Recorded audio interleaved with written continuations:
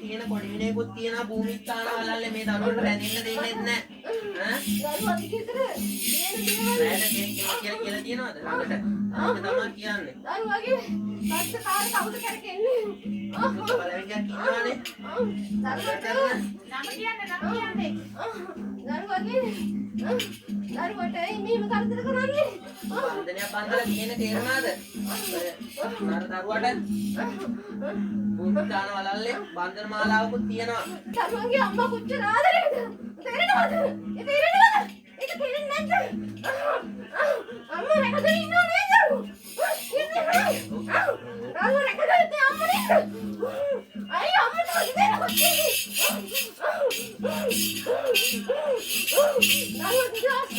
දරුවගේ ඇඟට බෑනේ ඉන්නේ. කවුද? මේ දරුවගේ ඇඟේ කවුද? දරුවගේ කවුරු ඉන්නවද?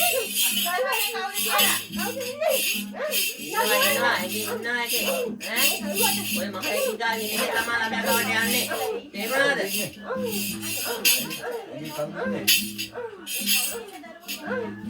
කොමාලගේ පල්ලෙහාට